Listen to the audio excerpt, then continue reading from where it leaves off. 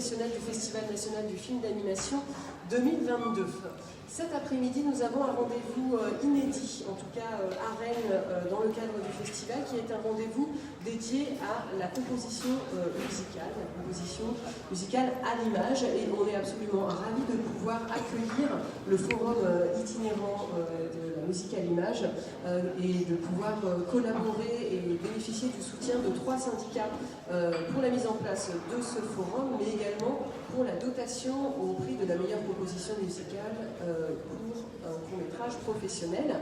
Ces 3 syndicats sont le SNAC, le Syndicat national des auteurs et des compositeurs, j'ai presque envie de dire auteurs-autrices, compositeurs-compositrices, l'UNAC, l'Union nationale des auteurs et des compositeurs, et l'UCMF, l'Union des compositeurs de musique de film.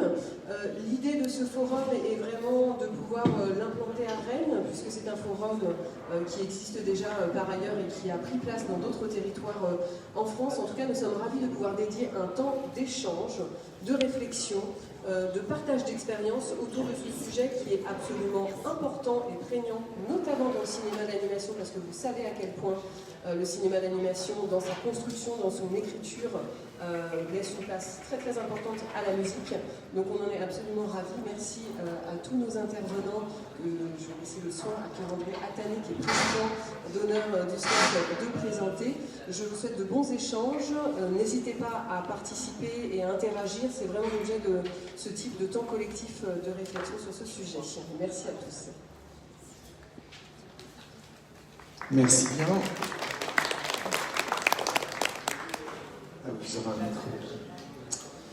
Voilà, merci au Festival national du film d'animation de nous accueillir ici. On est très contents. Le forum itinérant de la musique à l'image se déplace de festival en festival, parfois dans d'autres endroits.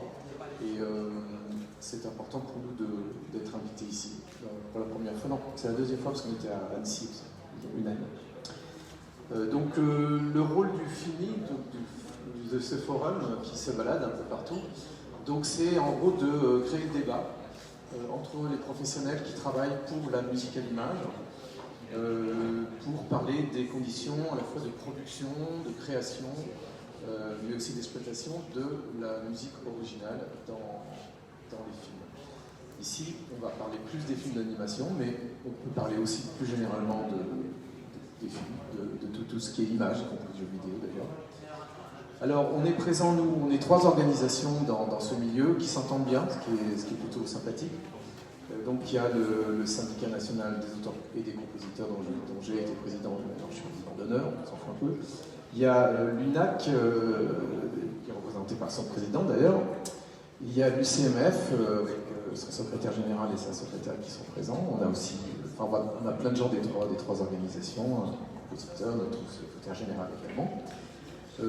C'est important qu'on soit nous tous unis pour défendre cette cause et ce métier qui est le nôtre. Et c'est important de souligner aussi qu'on travaille en synergie, ce qui n'est pas le cas de toutes les organisations. Je dis ça, je dis rien. On est présent pour 2 raisons. Déjà, pour remettre un prix, puisqu'il y aura un prix qui sera remis demain soir à la meilleure musique originale. Je crois que c'est Nicolas qui est ici qui le remettra. Un prix qui a été doté donc, par les 3 organisations. Et puis la deuxième raison, c'est ce forum, donc, cet espace de parole qu'on a voulu créer ici également.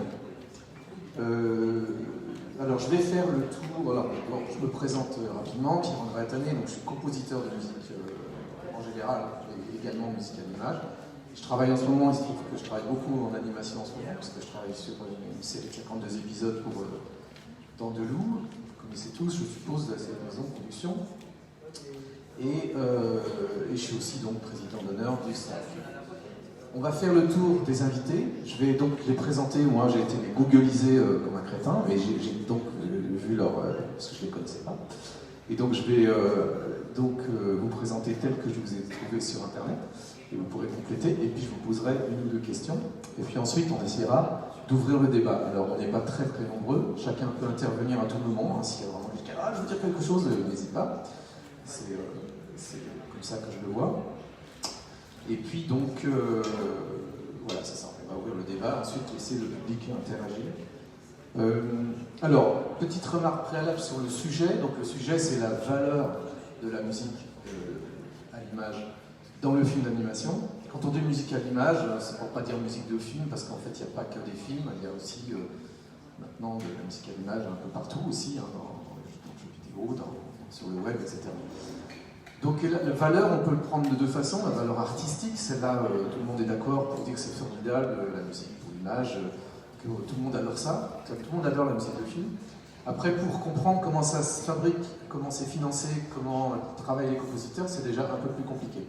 Donc on va parler sous l'angle de la place artistique de la musique, mais aussi de sa fabrication, de sa production, et aussi des problèmes qu'on peut rencontrer, nous, comme compositeurs, pour faire valoir à la fois nos droits et nos conditions de travail. Alors, première invitée.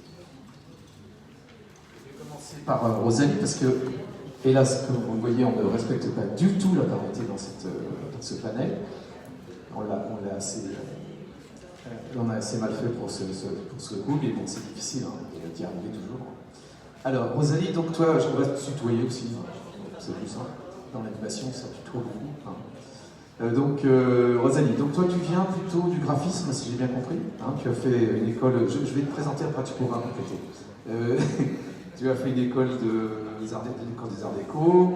À chaque fois, tu as des mentions très bien, c'est bien. Et tu as fait donc l'école des arts visuels de Bruxelles, et puis d'autres écoles. Et donc, j'ai l'impression que tu as fait un trajet entre le graphisme et l'animation.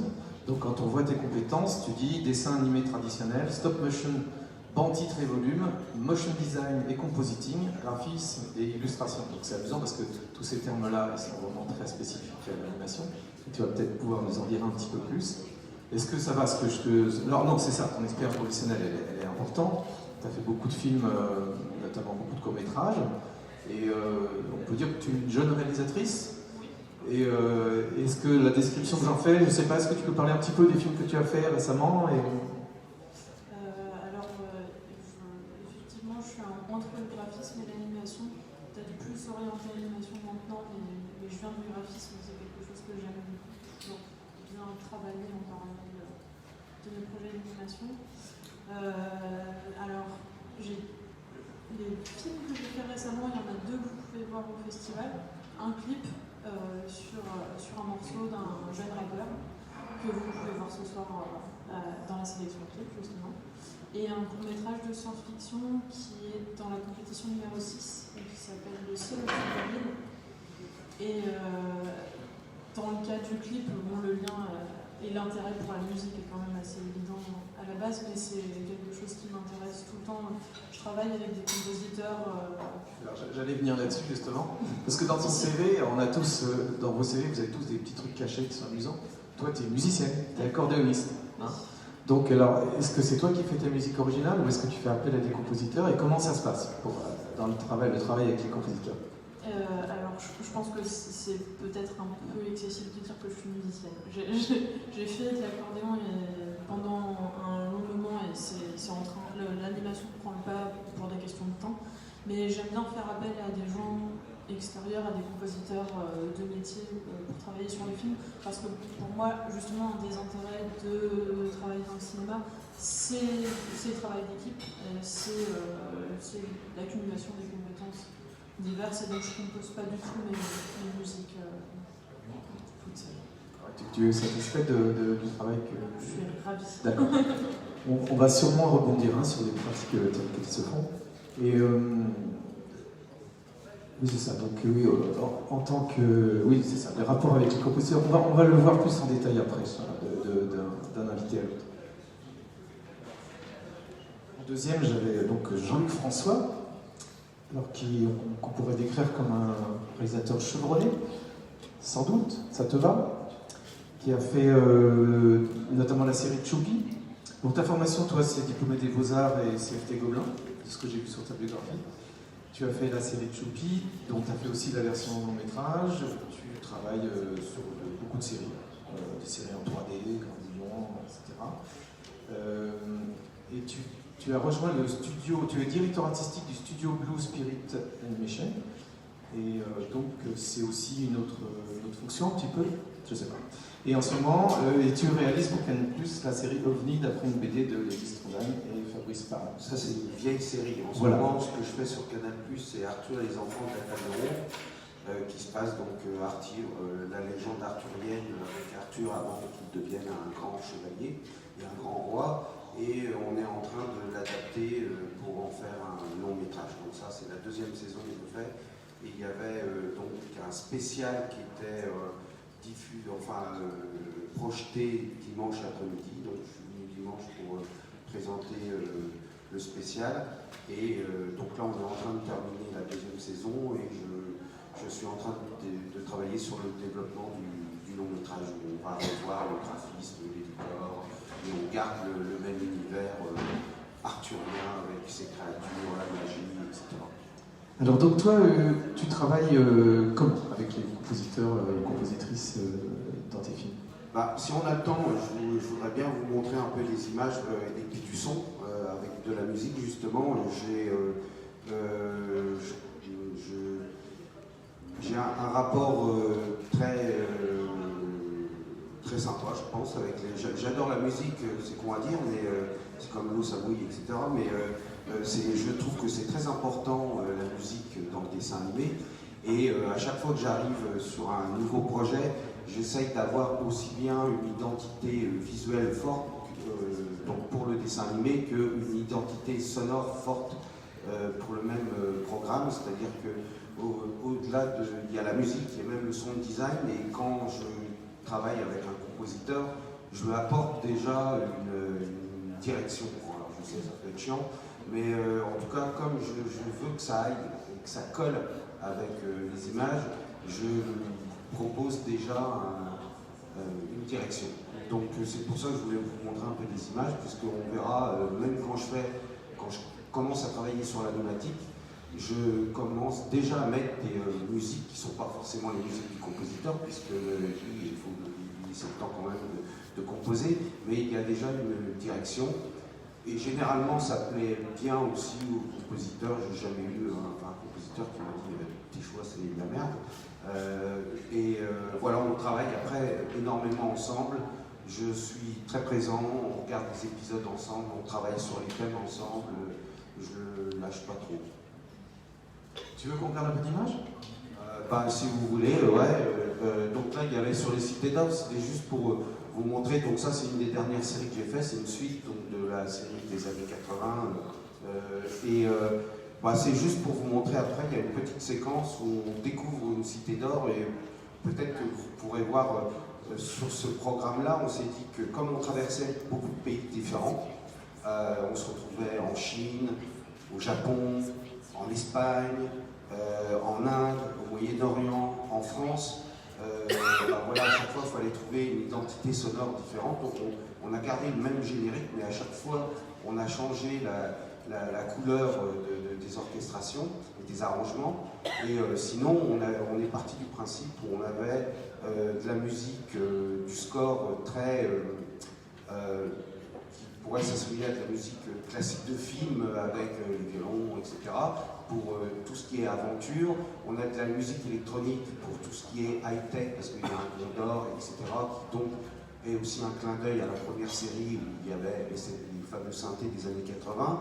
Et enfin, comme on est parfois en Chine, parfois selon les saisons, dans des pays différents, donc on a une musique plus ethnique, entre guillemets, pour représenter le pays dans lequel on est. Donc là, le petit extrait, c'est la découverte d'une cité d'or en Afrique sur les bords des chutes de Victoria, où je devais aller tourner pour les documentaires, et le Covid est arrivé, et donc je me suis retrouvé à ne pas pouvoir y aller. Ça, c'était pas prévu, hein, donc c'est une bonne surprise. On va voir un petit peu d'image. Donc ça, c'est la cité, donc, qui est faite avec des masques, etc. Et je pense qu'il doit y avoir l'extrait après. Ça, c'est des petites images. Excusez-moi, j'ai oublié ce que j'avais mis. Voilà, donc ça, c'est l'intérieur de la cité, et on va arriver sur quelque chose qui bouge avec du son.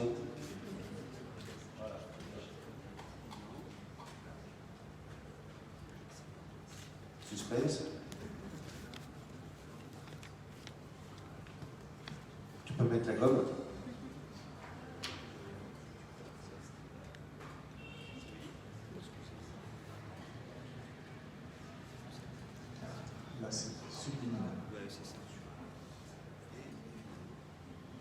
Bon, ben, c'était pour vous montrer justement l'association entre l'image, le sound design et la composition de Noam, qui était géniale. Alors justement, comment il s'appelle ce compositeur? Noam Kaniel, donc qui bosse pas mal dans le dessin animé, qui fait pas mal de séries. D'accord. On en reste là du coup. Ouais, bon, c'est pas Alors, à grave. moins qu'il arrive à remonter le son, c'est pas très important. C'était bien d'avoir un petit peu d'image comme ça. Et du coup, la musique, tu y penses en amont et tu y penses avant au niveau de la conception de ton film déjà, et ce que tu y penses aussi en termes de budget. T'es pas un producteur. Je suis pas un producteur. Bon, quand on est réalisateur, on est quand même confronté au budget. On nous parle un peu argent aussi quand même. J'y pense dès le début. Franchement, c'est vraiment quelque chose auquel j'apporte beaucoup d'importance. Donc, je regarde ça vraiment. Enfin, j'écoute plein de choses. Je m'achète des CD, je récupère des musiques sur Internet. Enfin, je vais même voir des gens parfois, etc.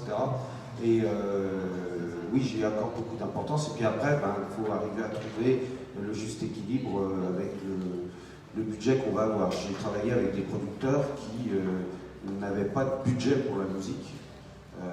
Et donc, ils me disaient, moi je travaille toujours avec ce compositeur-là parce qu'il va récupérer les droits et puis ça me convient bien comme ça. Je dis, non, c'est pas possible. On va quand même un peu essayer de choisir quelqu'un d'autre et puis d'avoir un petit budget. Donc il a fallu que je me batte pour récupérer un peu de fric pour le compositeur. D'accord. Bon, c'est bien, ça fait une petite transition avec Arnaud. Arnaud. Ah oui, si on peut arrêter l'image. Donc Arnaud de Muink, c'est comme ça qu'on prononce?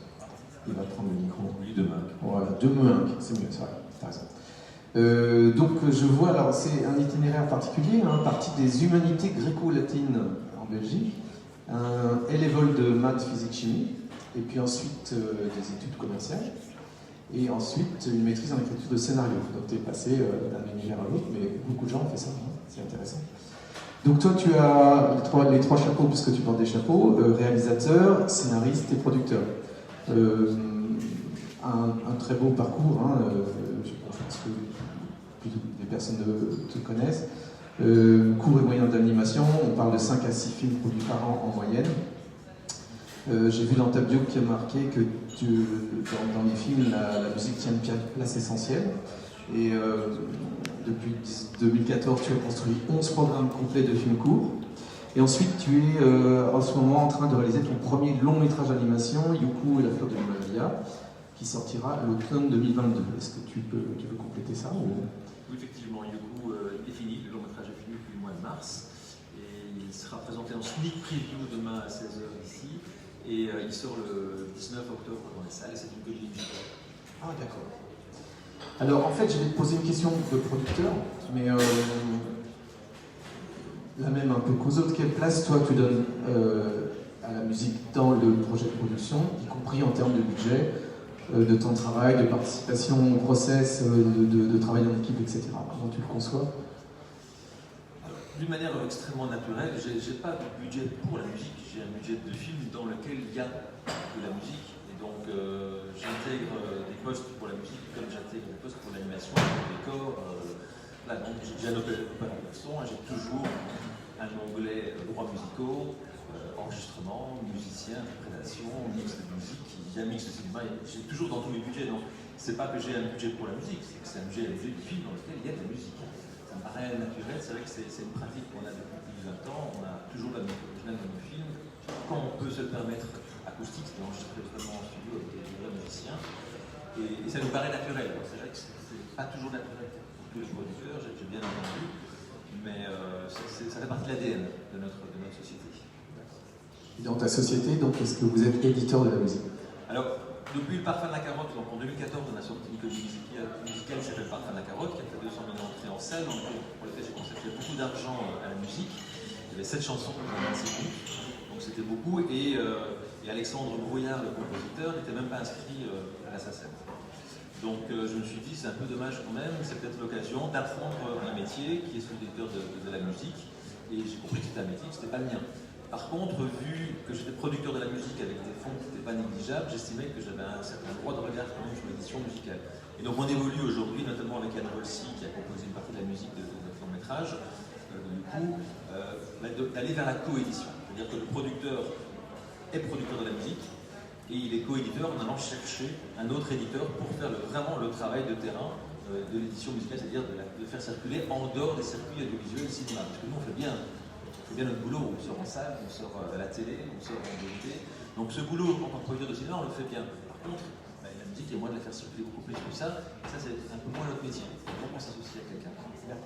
En l'occurrence Crystal Group pour Crystal. D'accord. Alors ça me permet de dire que Crystal a fait partie des fondateurs du film Libre, hein, donc Eric, on le connaît bien. Merci beaucoup. Alors, à Ismaël Lefebvre, qui est là. Alors, bonjour à tous. Ismaël est éditeur. Ismaël nous a été recommandé par la Chambre syndicale, qui ont fait partie de la Chambre syndicale des éditeurs. Ah oui, du CSDEM. CSDEM. Toi, tu es le régional de l'État, donc tu es rennais. Et donc, je vois que tu as monté une entreprise qui s'appelle I Love Classical Music, et que tu fais beaucoup de travail, un travail qu'on aime bien que les éditeurs fassent, c'est-à-dire que tu fais émerger les talents. Donc tu t'occupes d'artistes pour les développer aussi bien dans leur carrière sur scène que autrement. Donc tu vas nous préciser peut-être un peu ça. Tu as des studios, tu produis aussi des spectacles qui vont en Asie. Donc tu es assez polyvalent.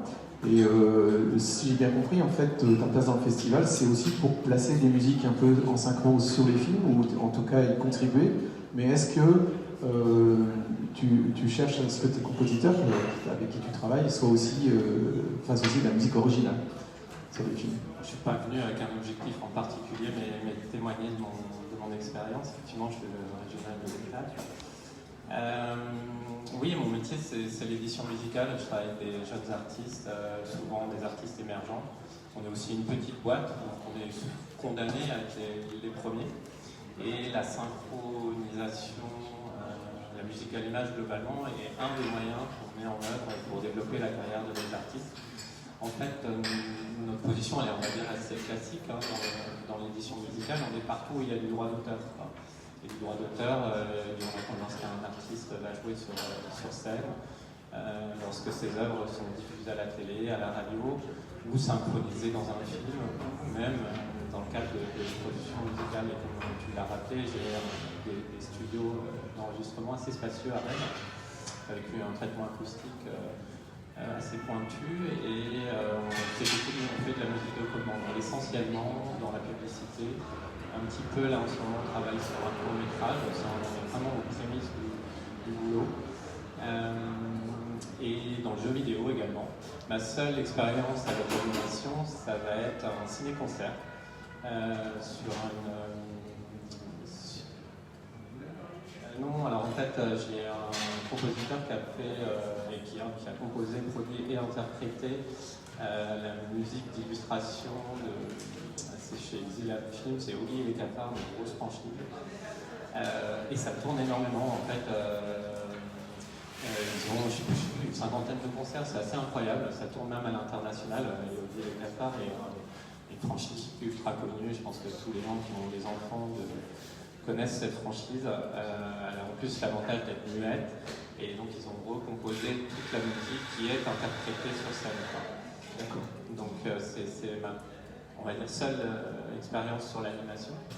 Après, nous on est souvent, on est appelé, je pense, par les music supervisors, que ce soit dans la publicité globalement ou même un peu dans le cinéma, parce qu'on développe des jeunes talents. En fait, c'est toujours pour eux la certitude de s'associer avec un artiste, son histoire, le fameux storytelling, et sa musique, quoi. Et depuis peu, on a donc développé un service production, où là on reçoit les briefs, et récemment encore, on a fait encore un update du studio. Il s'avère que certains ingénieurs ont quitté Paris. Maintenant, on est capable, avec plus d'air, on va dire, plus de place. Donc, il vient de battre Kermit Wood, pour voir un peu positif. On est capable capable de proposer des solutions de mixage son, voire même de son design avec des ingénieurs très aguerris. Et je vais donc te poser une question, c'est quoi la vie d'un compositeur, compositrice habitant en Bretagne? Est-ce que c'est plus compliqué ou est-ce que non? Alors c'est peut-être plus compliqué pour l'éditeur. Si on voyage énormément, tu l'as rappelé dans ton préambule, j'ai beaucoup travaillé sur l'Asie, une quinzaine de pays, la Chine, le Japon, la Corée, plutôt sur le live. Pour le coup, le live est vraiment le vaisseau amiral de l'industrie musicale là-bas. Pour revenir à ta non, je pense qu'on est bien vraiment un auteur-compositeur qui travaille avec nous, il a accès à un studio 24/7, il peut répéter avant une tournée, ou une résidence en salle, il peut enregistrer s'il a une idée un dimanche soir, il peut même venir un mardi soir sans idée et jouer à la console. Donc je pense qu'ils sont des... Et puis on va je pense, notre rôle il va être de retrouver un tourneur, puisque c'est ce tourneur qui va exploiter les œuvres sur scène, un label et un vrai travail sur la synchro. Maintenant, je l'expliquais, la synchro est venue avec le temps, avec les rencontres, avec les réseaux, et c'est vrai qu'on vient souvent le voir pour de la musique branchée. Et donc, petite question indiscrète pour lui de répondre. Tu as quel genre de contrat avec est-ce que tu fais signer des bacs de préférence ou est-ce que tu prends juste l'édition? Alors, c'est une question complètement d'actualité. On va dire qu'il y a 3 modèles. Le premier modèle, on fait signer des packs de préférence. Moi, j'ai toujours été sur ce modèle-là parce que c'est la musique, surtout chez des jeunes créateurs, qui attendent souvent la longue durée. Et donc on se retrouve à investir sur le temps long. Et parfois ça met des années à émerger et parfois c'est d'autres qui le récupèrent. Donc on est dans cette relation de dire on amène des financements, une expertise, du jeu de cerveau. Pas pour se faire piquer l'artiste à la fin. Voilà. Deuxième modèle, pour les artistes plus établis, on leur montre leur société et souvent on coédite avec eux. Voilà. Et enfin, un troisième modèle qui semble se dessiner avec des artistes qui ne veulent pas rentrer, je ne devrais pas utiliser ce mot-là, mais qui ne veulent pas aligner leurs droits. On travaille au coup par coup, en fonction des projets. Et ça, c'est vraiment pour les artistes vraiment expérimentés, qui ont besoin d'un support financier, d'expertise sur un projet en particulier. Et notamment sur le film, notamment sur la composition de BO, de score. C'est un modèle qui me semble assez pertinent. Et pour tout vous dire, j'ai eu cette discussion ce midi avec des artistes. Bien sûr, c'est important. Qui sont même dans la salle. D'accord. Dans la salle aussi. Alors on va continuer, on essaie de garder le rythme pour pouvoir avoir un peu de temps d'échange. Donc voici donc les 2 compositeurs présents à ce panel. Donc en premier lieu, alors ces deux compositeurs qui ont un parcours un petit peu proche, au moins au départ. Je prends ma fiche. Nicolas Rezaï. Donc Nicolas, on va dire que tu es un jeune compositeur, parce que on va pas dire ton âge, mais enfin tu as une formation classique, c'est-à-dire qu'en fait tu as fait de l'écriture, tu as été en classe de composition avec Jean-Michel Bernard. Tu as été également, si j'ai bien compris, élève dans des classes de compétition. Je n'ai pas de détails, mais enfin voilà. Tu as fait de l'animation, court-métrage avec l'école des Gobelins, tu en as fait un petit peu. Et tu travailles avec Josué Darche, qui est ici pour co-composer sur des documentaires.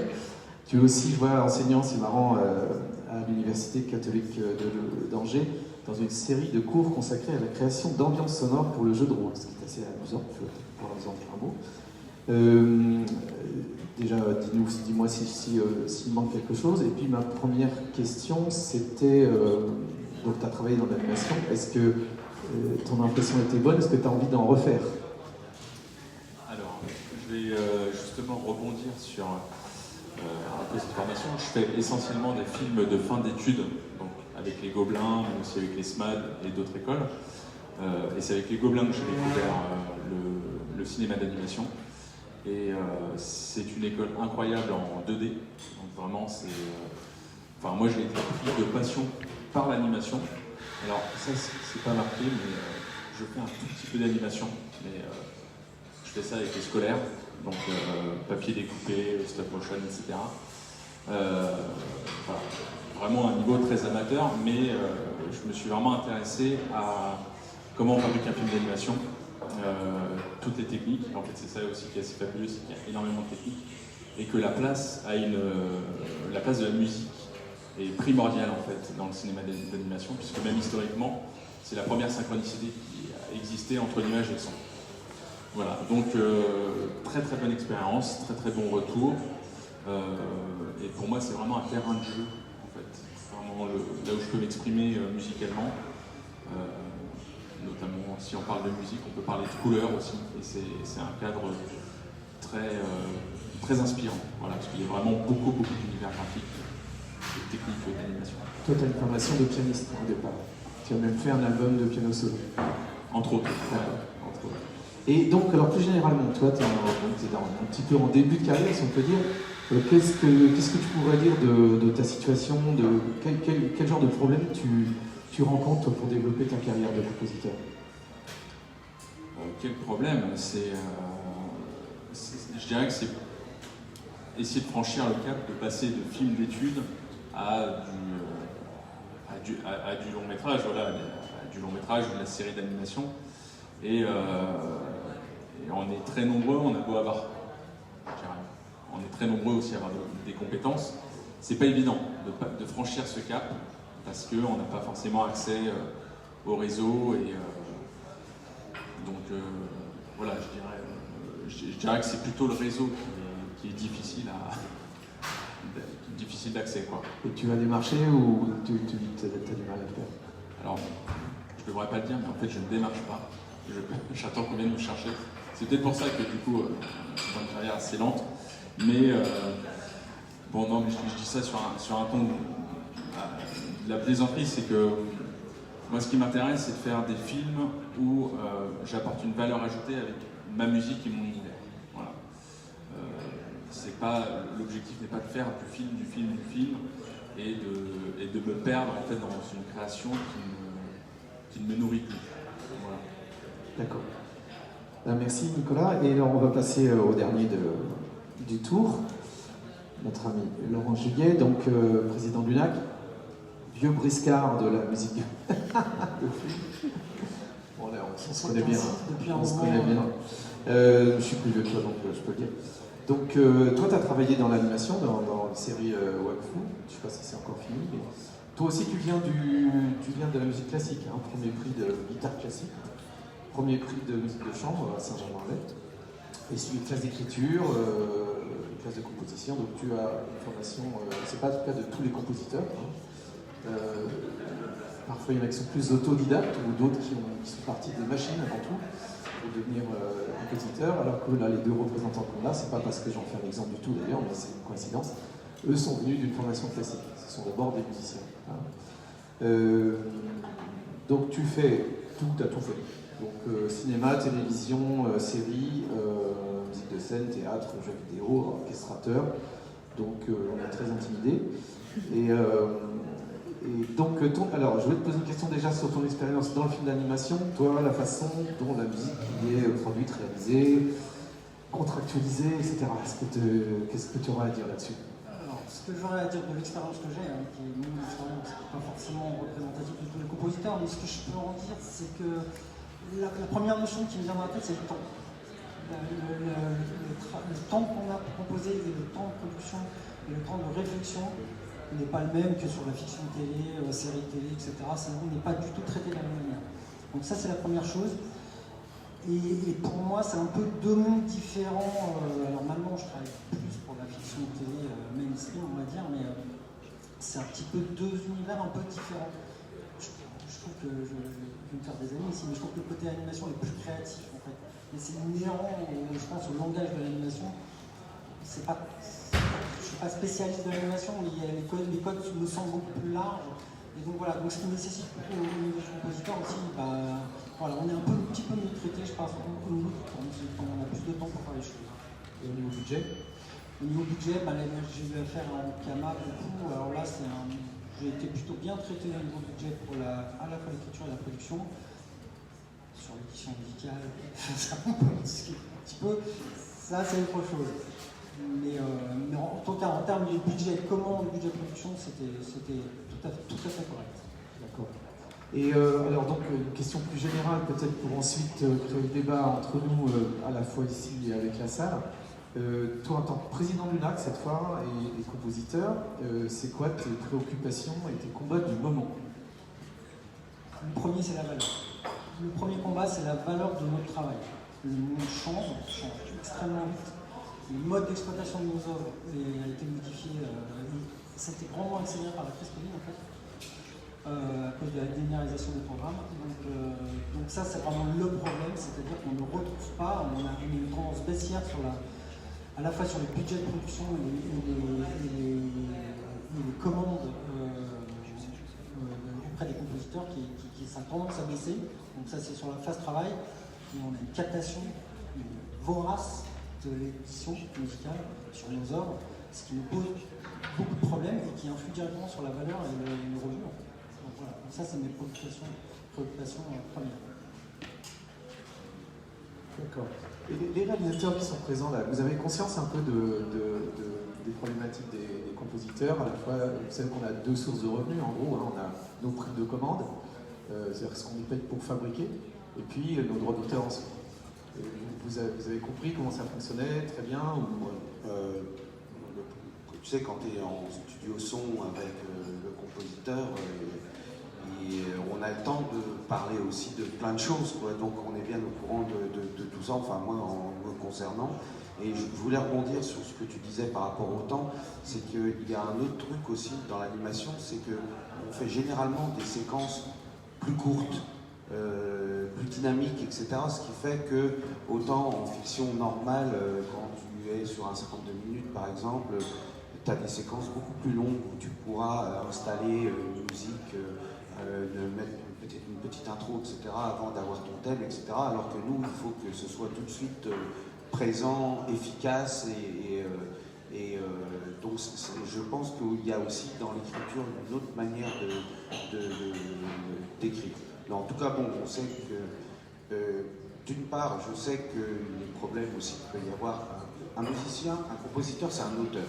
Dans le dessin animé, il y a l'auteur scénariste, l'auteur graphique, l'auteur réalisateur, et le quatrième larron, c'est l'auteur compositeur, quoi. Donc on est, je dirais, dans le même bateau en termes d'auteur. On est content de te l'entendre. Pour moi, c'est très important tout ça. Oui, hein.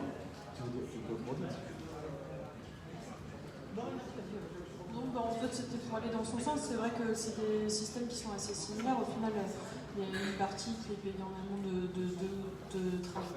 pour le travail de création du projet et de droit d'auteur une fois qu'il y a la diffusion.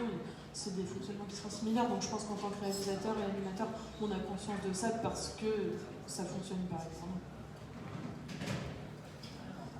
Pour moi, deux différences importantes. Un, la part éditoriale, la cession de droit d'édition. En fait, on est les seuls auteurs sur un film, donc on est d'accord, mais à céder une part de nos droits d'auteur dans la rémunération future et proportionnelle à venir à un éditeur. On ne cède pas contre rien.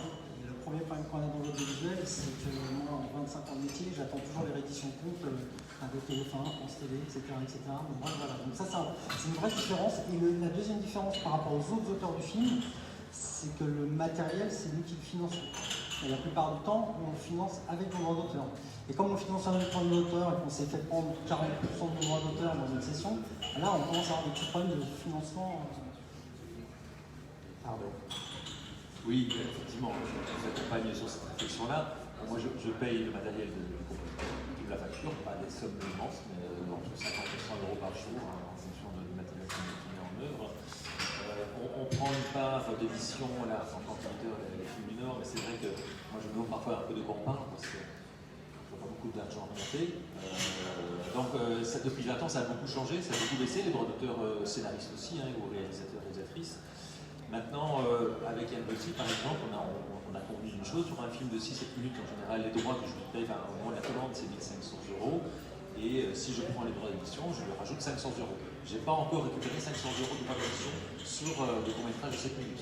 Donc voilà, il y a moyen quand même d'avancer sur des arrangements. Alors maintenant, c'est pas tout le monde qui pratique, mais c'est quelque chose qu'il faut commencer à mettre en place comme pratique avec les producteurs, je crois. Oui, après tu sais que la part éditoriale que tu prends, c'est une part de propriété intellectuelle qui t'est attribuée. C'est une recette, c'est pas par Oui, en tout cas, c'est vrai qu'il y a une discussion, mais c'est pas du tout pour t'accuser. Et que en fait, c'est pour jusqu'à 70 ans après la mort de l'auteur. Hein. C'est partie du droit d'auteur, le droit de la part éditoriale. Vous voulez dire quelque chose peut-être? Oui, moi je suis aussi régulièrement confronté à cette situation. Elle est d'autant plus frustrante quand on investit sur les auteurs, les compos, ils se retrouvent à travailler sur des projets sur lesquels il est difficile de dire non parce que l'auteur compo a vraiment envie de le faire. Et en même temps, on doit abandonner toute part éditoriale. L'autre, toute velléité d'avoir un pourcentage sur la part éditoriale. Ce qui nous embête aussi, c'est que la durée de vie de l'œuvre s'arrête. Moi, ça ne me choque pas, fondamentalement, que le producteur du film qui investit sur le film, sur la musique, demande une part d'édition. De là à tout cannibaliser, c'est plus discutable. Parce qu'en outre, l'œuvre n'a plus de vie derrière. Alors je connais Crystal, je les ai rencontrés récemment, je sais qu'eux donnent une seconde vie aussi aux œuvres, leur permettre de trouver d'autres terrains, d'exploitation. Mais la situation que tu décris, elle est pareille pour nous, éditeurs, parce qu'on est. Donc là-dessus, c'est un peu même un combat, je ne sais pas si c'est perdu d'avance, mais comment dire non à un compositeur de travailler sur un projet de film qui en plus peut avoir un effet sur sa notoriété. Je voulais juste rajouter un truc sur l'édition. En fait, en tant que réalisateur, vous avez compris que je m'investis beaucoup dans la musique, que j'adore ça, etc. Et après je me dis, mais bon, ok, il y a un éditeur, un co-éditeur, parfois donc c'est le producteur qui est seulement éditeur, des fois c'est co-éditeur avec le compositeur, mais pour moi l'édition c'est essayer aussi de faire tourner la musique après. Et le problème c'est qu'on fait vraiment, j'ai des super compositions dans mes séries, vraiment. Et je me dis, mais putain, pourquoi on ne vend pas la musique du générique pour faire une musique pour ton téléphone portable? Enfin, il y a tellement de choses qui peuvent être faites et en fait, il n'y a rien qui se passe. La musique existe quand on la voit à la télévision ou au cinéma. Et à partir du moment où, dès qu'elle est sortie de la télé ou du cinéma, on ne l'entend plus nulle part. Et ça, je trouve que c'est vraiment un problème. Oui, vas-y.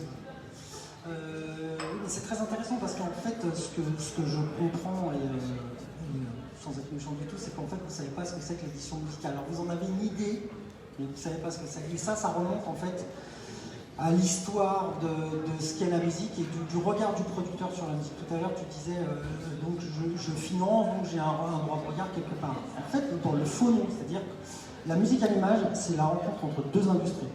Si je passe du côté filière musicale, phono, c'est très codifié, on sait qui fait quoi. Le producteur, il est producteur du phonogramme, donc il a des droits, ce qu'on appelle les droits voisins sur l'enregistrement. Mais l'œuvre, sur laquelle l'éditeur a des droits et le compositeur, c'est autre chose.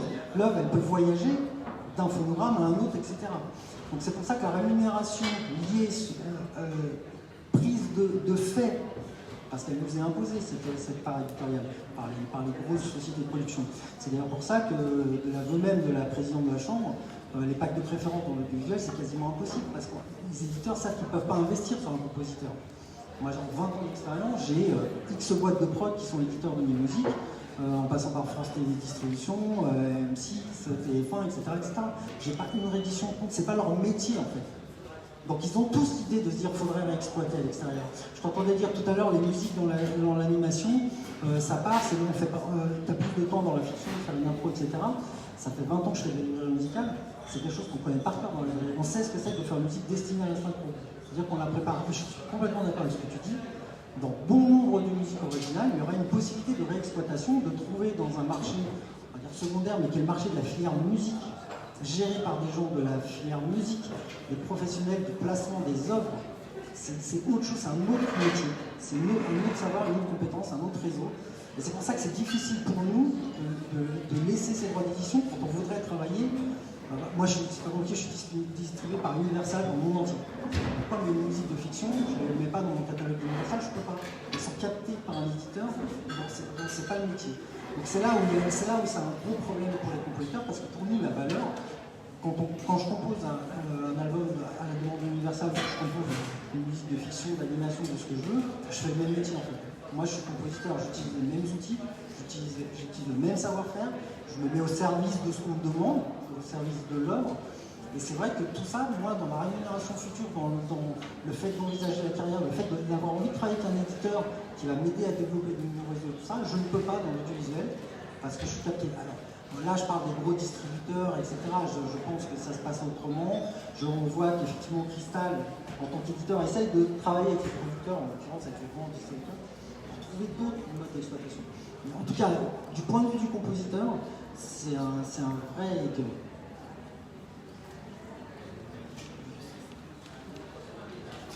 Oui, tu as raison. Hein.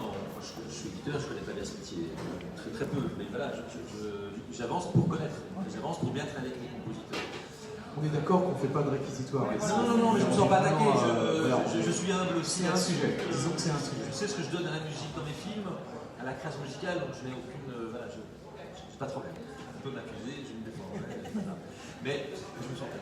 Non, mais j'aimerais bien vous entendre réagir à une chose importante pour moi en tant que réalisateur, producteur aussi, mais quand je travaille avec un compositeur, et ça m'arrive plusieurs fois par an, je vais souvent dans la cellule de création avec lui, et on regarde le film, et on discute de chaque thème, de chaque moment, on fait changer. Je fais parfois, je demande à changer une note, oui, dans ce thème-là, ça ne fonctionnera pas.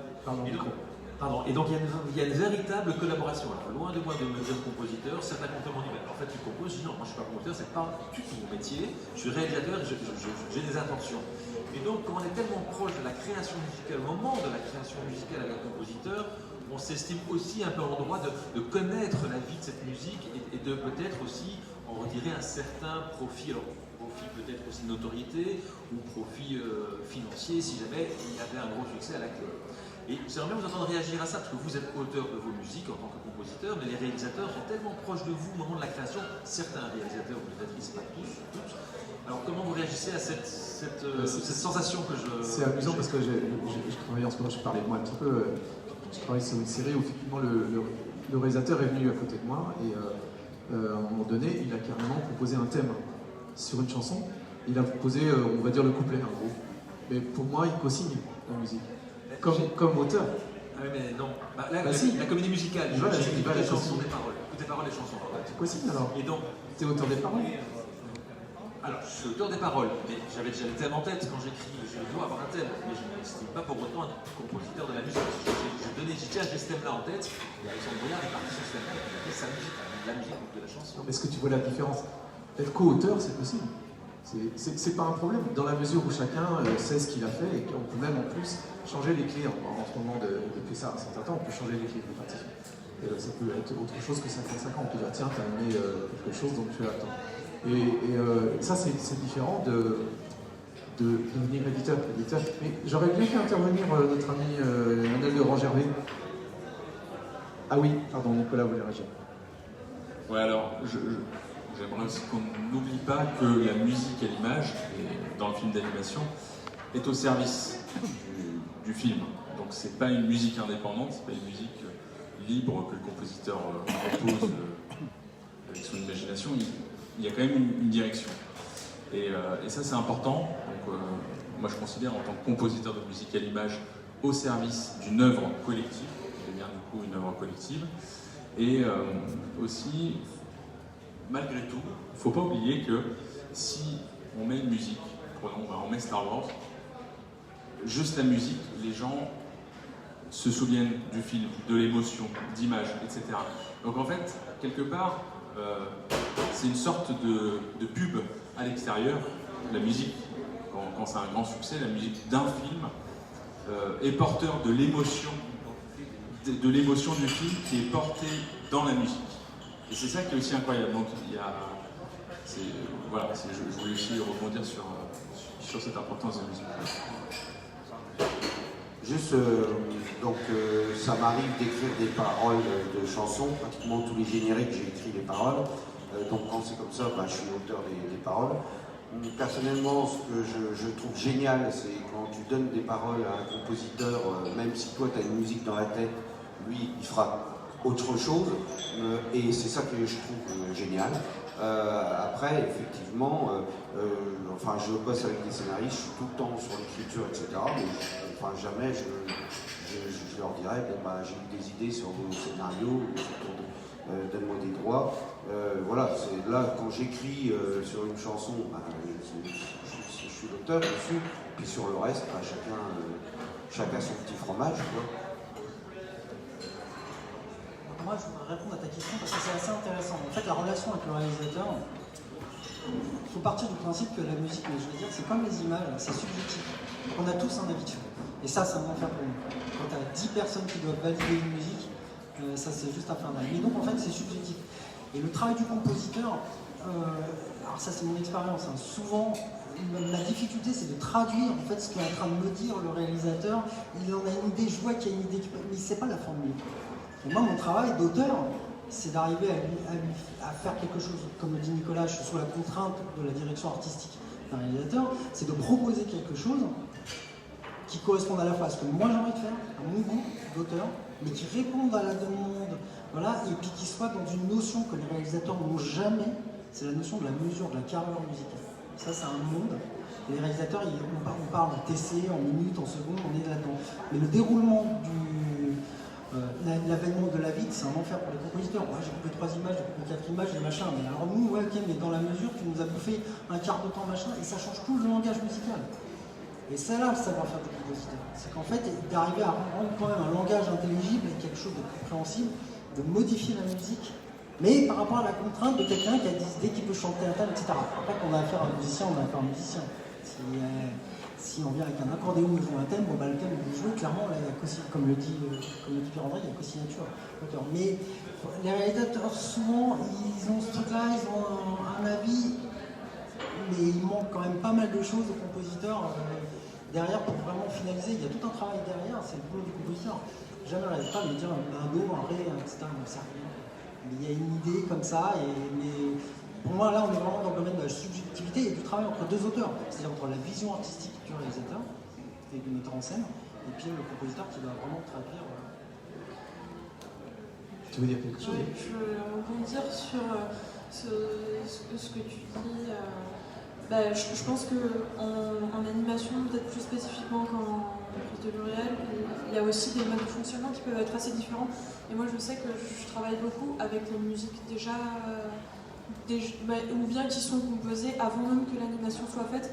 Qui sont composées par le compositeur, oui, ou c'est de la musique de... Composées par le compositeur et sur lesquelles moi je viens greffer l'animation après. Alors ça c'est très très variable et c'est assez subjectif cette envie de travailler comme ça. Moi j'aime bien parce que l'animation ça permet un travail de synchronisme qui est assez agréable et ça donne aussi, moi ça me donne l'impression d'être au service de la musique qui est faite. Donc l'équilibre il peut aussi s'inverser dans ce genre de cas, même si c'est à mon avis pas le cas dans des productions de séries ou de longs métrages, ça peut aussi. On rencontre toutes sortes de pratiques au niveau mais dans ce cas-là, pour moi, c'est là le qui est au service de qui, ça c'est moins net que... Ouais. Souvent on retouche en montage. Ouais.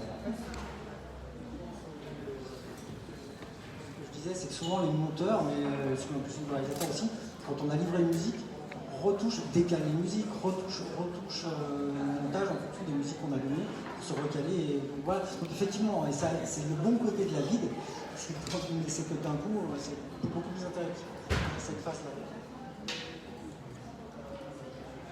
Effectivement, pour rejoindre ton propos, alors j'ai pas eu tout le temps la chance de travailler avec des réals comme Jean-Luc qui ont une vision visiblement assez définie de ce qu'ils veulent en musique, voire même qui peuvent être co-auteurs, pardon.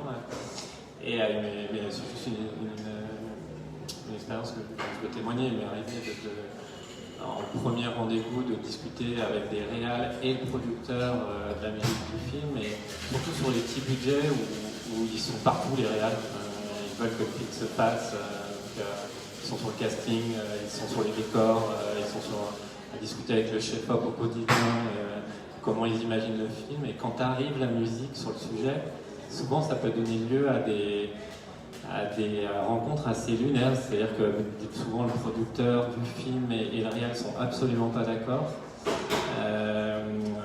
Et on a des références en synchro qui sont bien sûr impayable pour le producteur, et en plus le réalisateur se fait une idée un peu de la démo, c'est-à-dire que dans sa tête il faut que ça sonne que ça, et notre travail c'est d'amener un peu d'air, et le travail après du compositeur d'instaurer un langage avec le réalisateur pour lui faire comprendre peut-être il fait fausse route.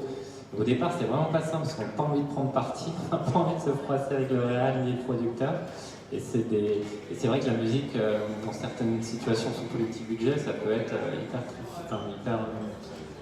même sur les gros, je veux bien croire. Ouais. Et donc, il faut trouver un langage intelligible par les parties. Et oui, le réal est un créateur, l'auteur aussi. D'ailleurs, juste petite parenthèse, les auteurs, compositeurs de BO sont co-réalisateurs du film.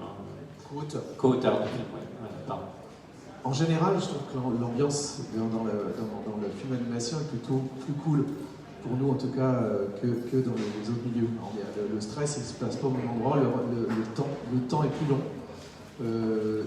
Il y a toujours les mêmes distinctions de pratique entre les gens qui travaillent déjà sur la musique et qui vont monter sur une musique existante préalable, d'autres qui vont mettre des theme tracks, donc des musiques provisoires.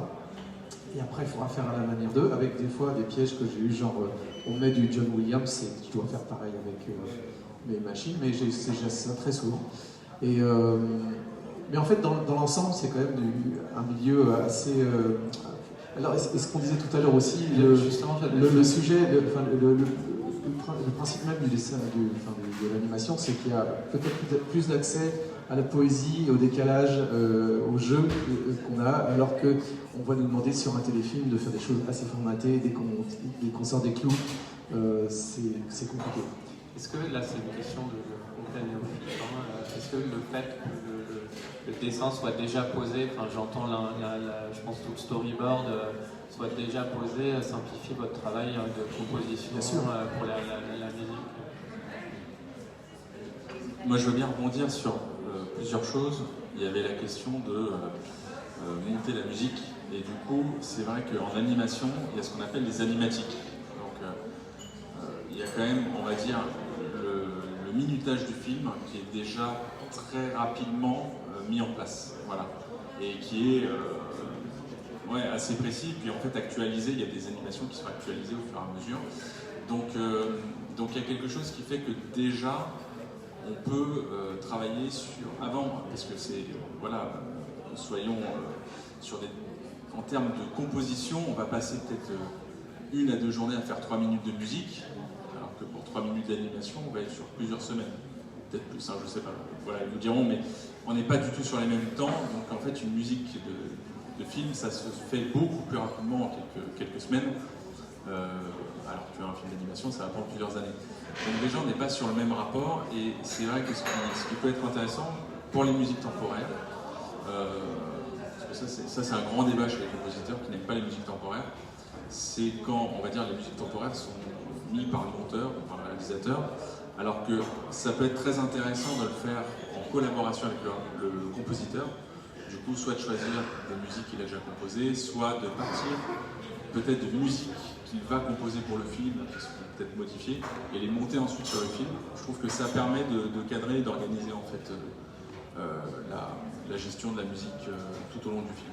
On peut s'accommoder des musiques temporaires, ça dépend comment le réalisateur nous laisse la liberté de nous en écarter ou d'en faire quelque chose.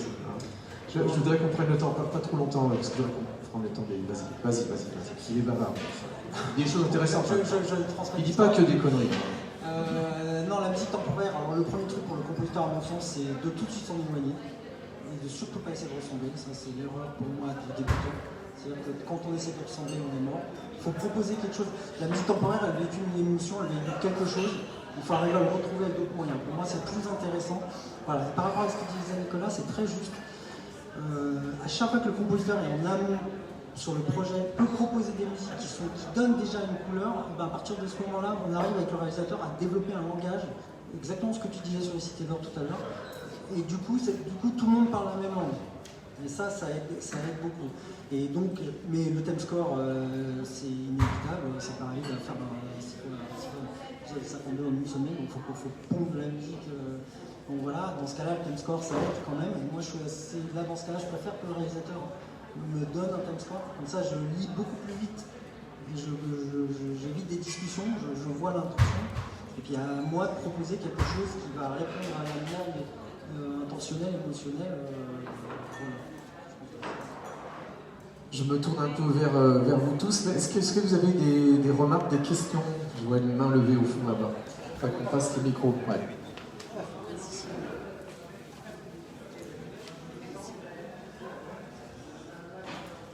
Bonjour, moi je suis Mathilde Guillot, je travaille chez 22D Musique, qui est un éditeur et un gestionnaire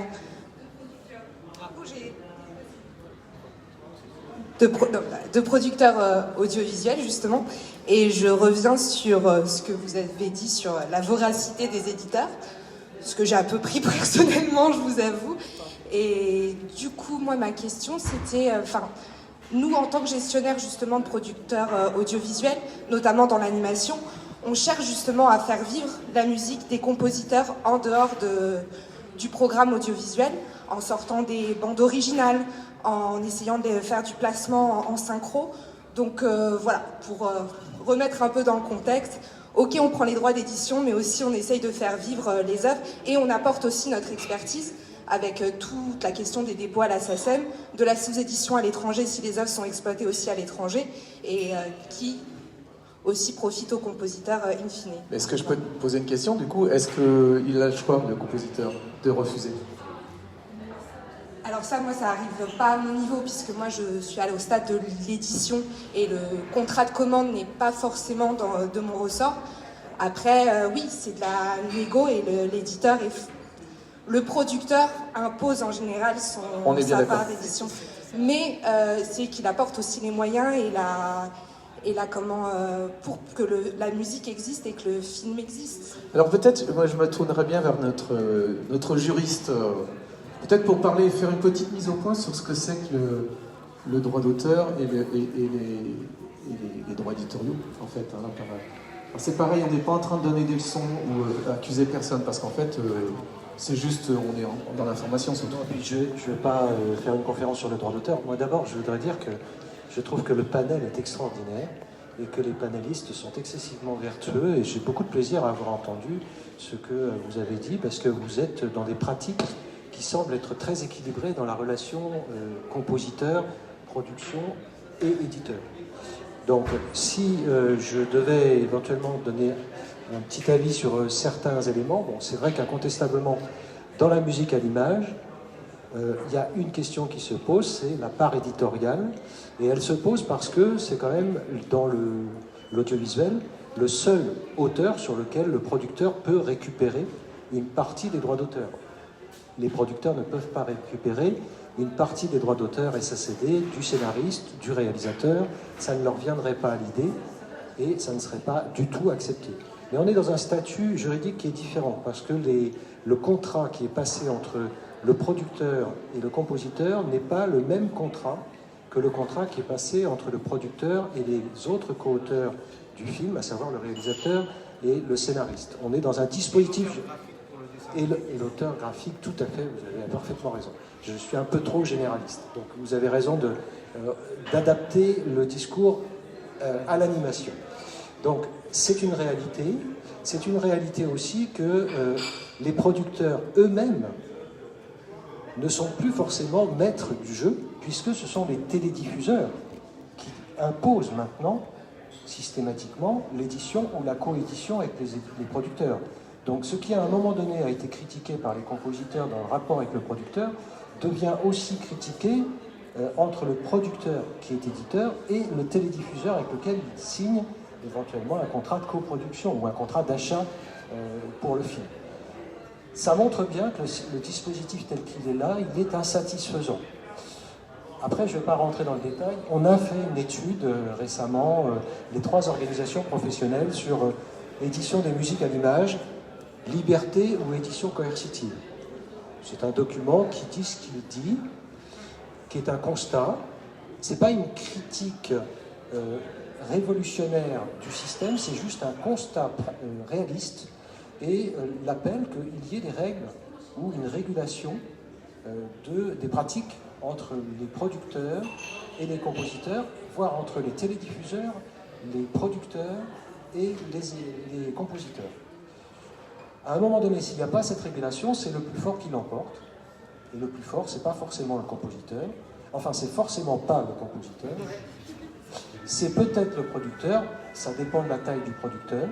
Quand on est un producteur vertueux qui signe avec le compositeur en faisant des choses en accord avec lui pour qu'il y ait des systèmes de coédition, on est à part. Si vous voulez. C'est pas ça que je vise, clairement. Hein. Dans ce que vous avez décrit, moi, il n'y a rien qui me choque, d'une certaine façon. Mais quand on est, par exemple, producteur et qu'on est contraint de céder la totalité de l'édition au télédiffuseur, voire à un gestionnaire de catalogue, autre, défini par le télédiffuseur, là, ça devient autre chose. Alors après, ce n'est pas une critique de qui que ce soit, c'est juste dire, ce sont des métiers dans lesquels il y a besoin de régulation.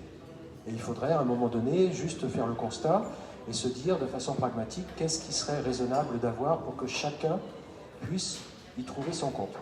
Voilà, je m'arrête là. Je voudrais revenir juste sur un aspect qui a été évoqué par certains d'entre vous, qui est sur l'idée qu'il y a peut-être des moments dans lesquels le réalisateur ou le producteur apporte quelque chose à la musique et pourrait éventuellement revendiquer quelque chose. Pour moi, c'est clair qu'une idée, c'est pas une œuvre. Une idée, ça ne donne pas un droit d'auteur. C'est la mise en forme de l'idée qui va constituer l'œuvre.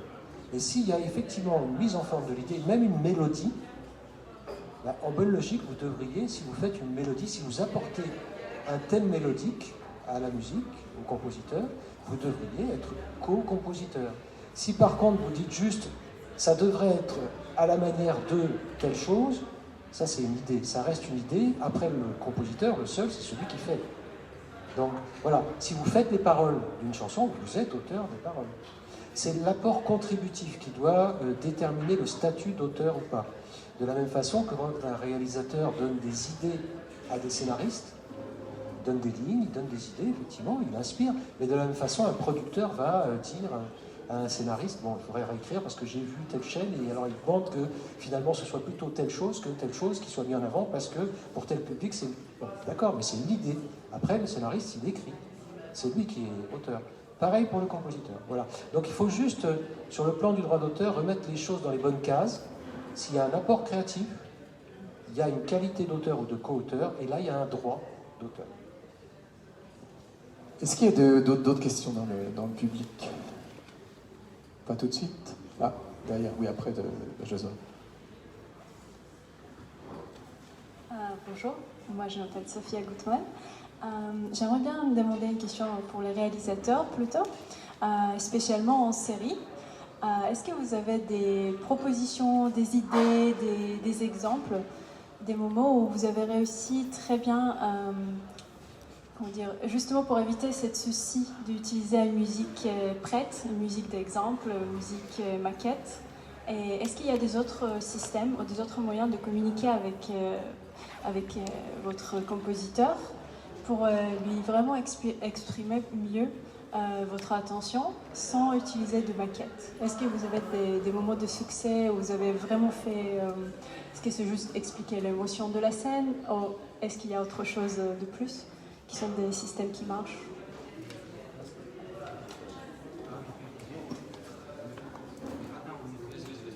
Il y a deux micros. Au début, quand j'ai commencé à faire du dessin animé, sur les avis quand on montait les épisodes, etc., les animatiques, il n'y avait pas beaucoup de pistes.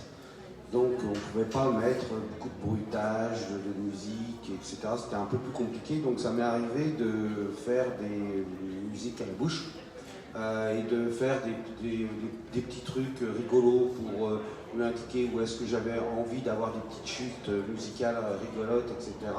Donc mes premiers animatiques, je les ai faits Donc je faisais les voix des comédiens, enfin de mes personnages, parce que j'avais pas le temps de passer en studio d'enregistrement, etc.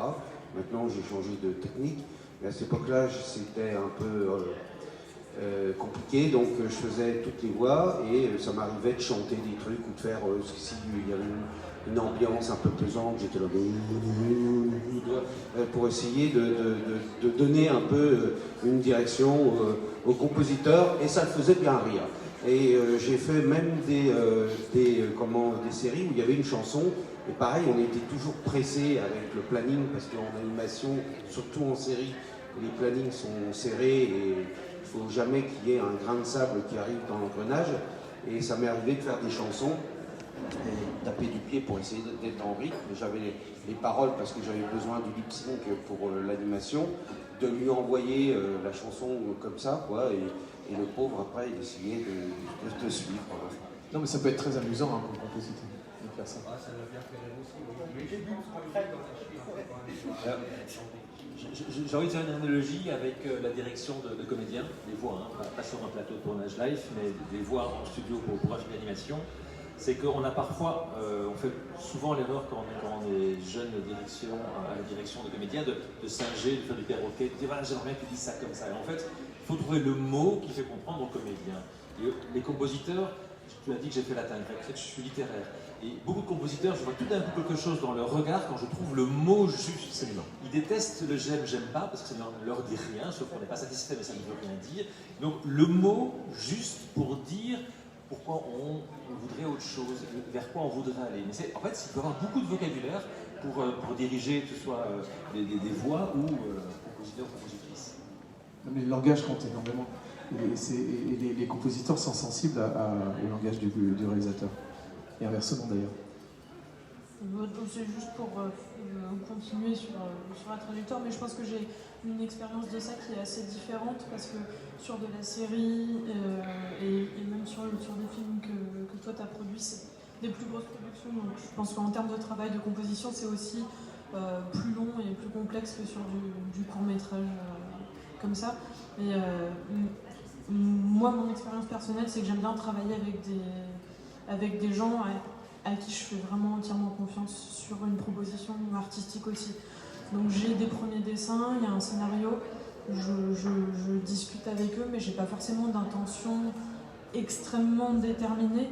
Et ce que j'aime et ce que j'attends, c'est d'avoir vraiment un travail de collaboration.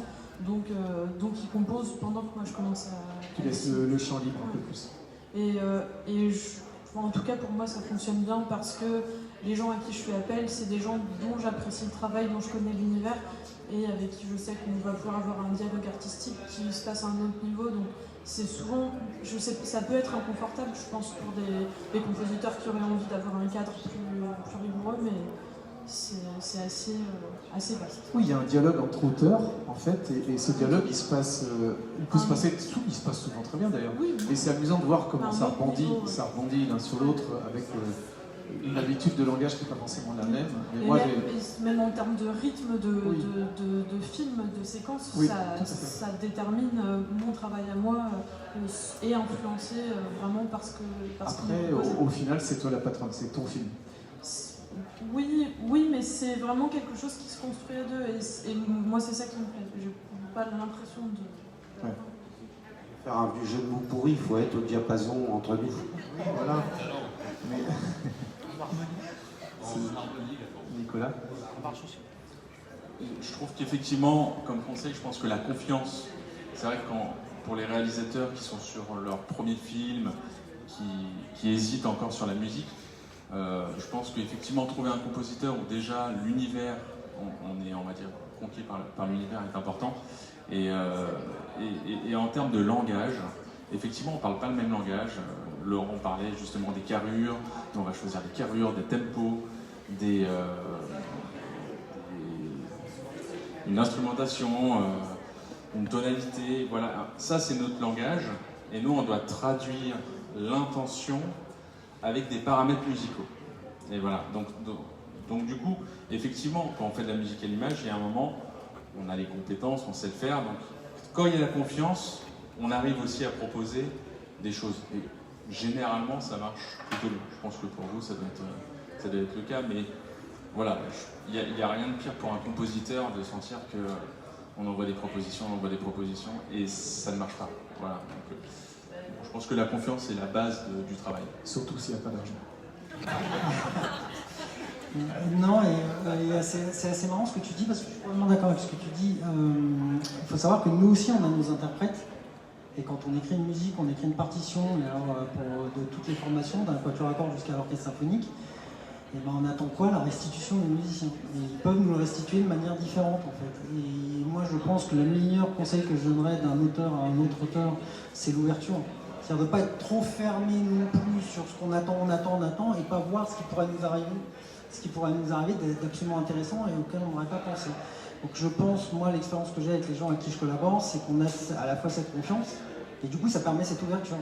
C'est-à-dire que là, typiquement, j'ai reçu un mail hier, là je suis en train de faire une série pour MC, j'ai reçu un mail, ah c'est marrant, t'as pas fait un truc conventionnel, mais ce que tu proposes, voilà. Et j'ai un réalisateur qui d'un seul coup, en fait, avait une intention, mais a été suffisamment ouvert pour que ce que je lui propose lui convienne. Donc je pense que c'est le mot direction, alors je sais que c'est le mot qu'on emploie, mais j'aime mieux le mot collaboration en fait. C'est échange et j'aime mieux.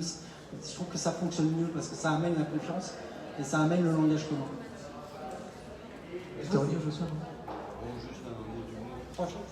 Juste avant de donner la parole à Joshua, je voulais te répondre sur ce que je disais tout à l'heure pour être très clair, parce que je ne veux pas que tu te, surtout chez 22D, je veux pas que tu te sentes. Voilà, le problème, c'est exactement ce qu'a dit Pierre-André, c'est qu'on n'a pas le choix. Moi, au moment où j'ai un contrat de commande, on me dit tu vas être obligé de signer l'édition. Mais pourquoi? Non, c'est pas que j'ai pas envie de travailler avec 22D ou un autre, mais moi j'ai un problème. J'ai des éditeurs avec qui je travaille, je voudrais ou au moins travailler avec eux. Enfin, je voudrais avoir le choix. Ce choix, on ne l'a pas. Plus on monte, je pense, dans la grosse diffusion, moins on l'a. Et ça, c'est intolérable. C'était ça que je voulais dire. Donc, et je salue en fait tous ceux qui luttent, les éditeurs qui luttent dans le monde de l'audiovisuel, qui arrivent à sortir des BO et tout. Parce que nous, quand on vient prendre l'édition, les producteurs nous disent la BO, on s'en fout. Voilà, c'est ça le problème qu'on a. C'est que moi, t'es bien gentil, toi tu t'en fous, mais moi je m'en fous pas. J'aurais bien, si j'attrape une synchro ou un truc en plus, je m'en fous pas du tout. C'est là qu'on peut mettre. On peut partir de. Oui, on peut parler des rapports qui existent entre éditeurs et compositeurs, parce que ça s'est développé. À la Chambre syndicale, on a beaucoup travaillé avec eux sur un code des usages. Je pense que tu en as entendu parler. Voilà. Et donc on essaie d'assainir les pratiques entre éditeurs et compositeurs, et on y arrive petit à petit, ça avance doucement. Mais il reste encore des moments où, pour nous, puisqu'on parlait de confiance, on parlait de bonnes relations de travail, nous, quand on commence un film en sachant qu'on se fait piquer l'édition de force, ça ne met pas une bonne ambiance, franchement. Et le réalisateur, il y est pour rien, les autres, ils sont pour rien, mais ça fait un petit peu gloops. Et ça commence pas très bien dans ces cas-là. Après, on a l'habitude, donc on finit toujours par signer.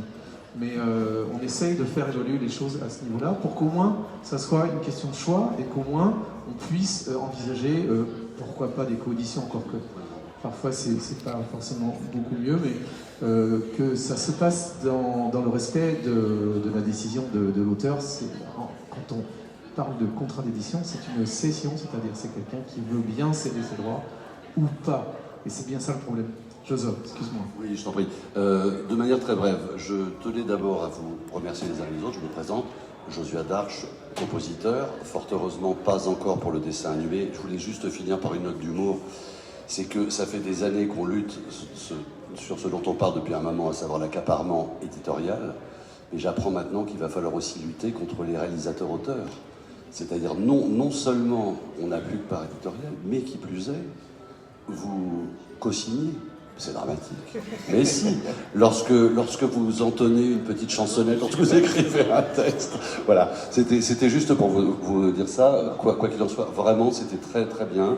Je pense que très objectivement, moi je ne suis pas dans le milieu de l'animation, je trouve que les rapports ont l'air, vu de l'extérieur, beaucoup plus sains et surtout beaucoup plus constructifs. Voilà. Donc, essayez de ne pas trop proposer de mélodie ou de texte. Mais si, c'est très bien. Mais pourquoi pas? Mais ça, oui, je voudrais juste qu'on aborde un dernier sujet. Il nous reste 10 minutes, je pense, à peu près. Juste pour dire que les trois organisations qui sont ici On a travaillé sur deux choses. Donc, sur ce document qu'a présenté Emmanuel, on en a quelques exemplaires, s'il y en a qui s'intéressent, donc sur les pratiques de l'édition coercitive. Et puis on a aussi présenté un document sur des tarifs recommandés. Bon, ça vous intéresse moins directement peut-être, mais... non, on n'a pas fait de rubrique animation, c'est vrai.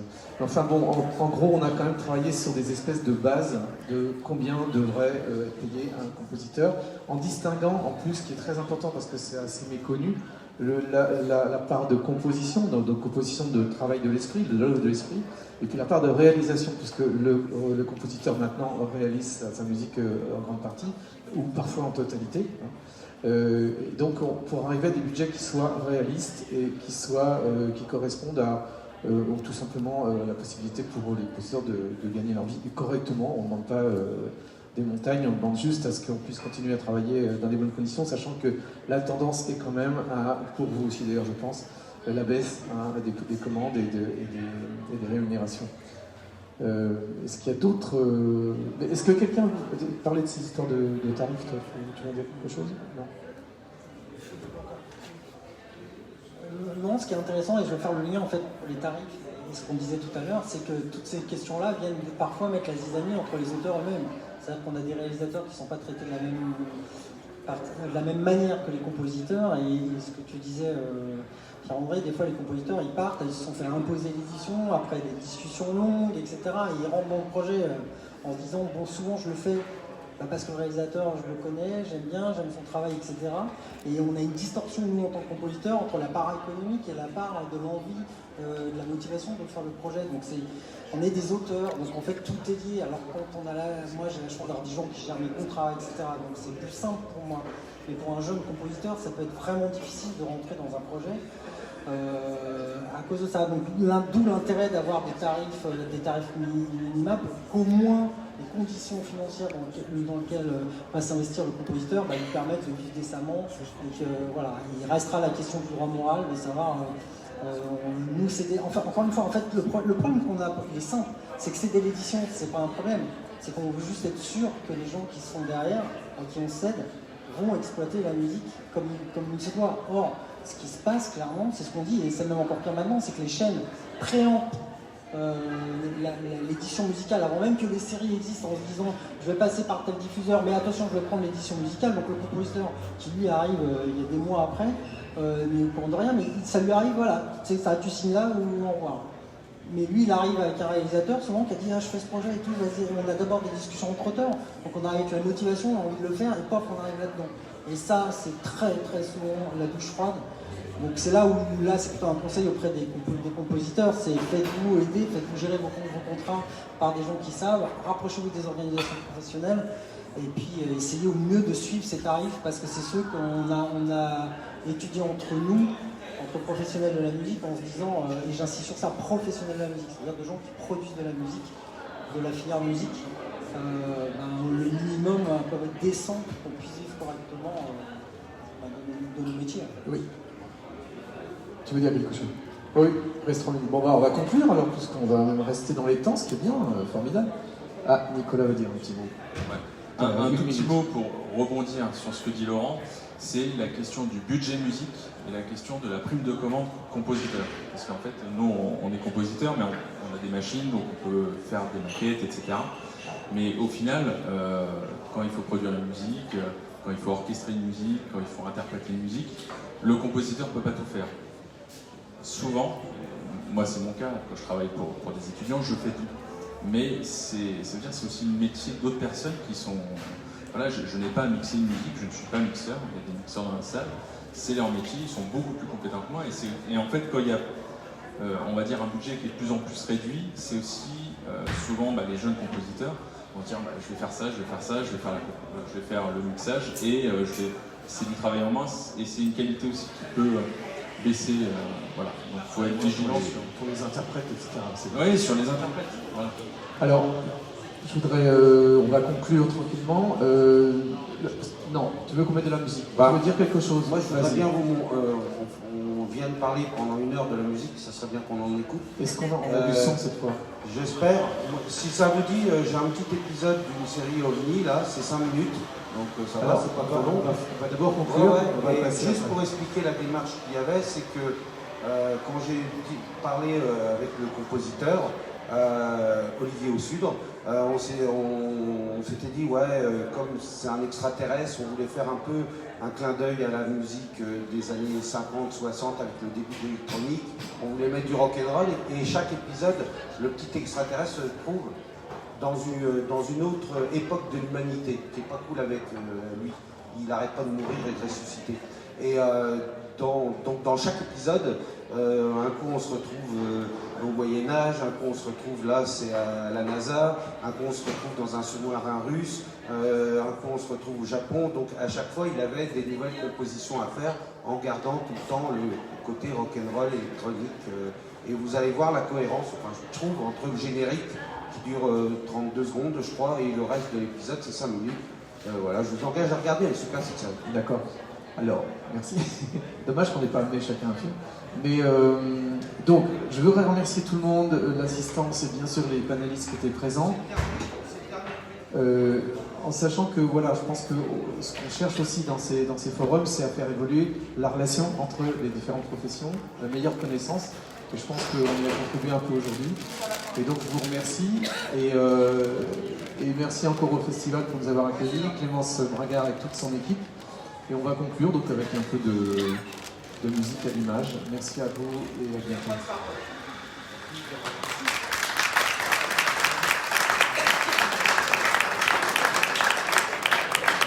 Il n'y a pas de musique non plus. Il n'y a pas de musique, il n'y a pas d'image. Voilà.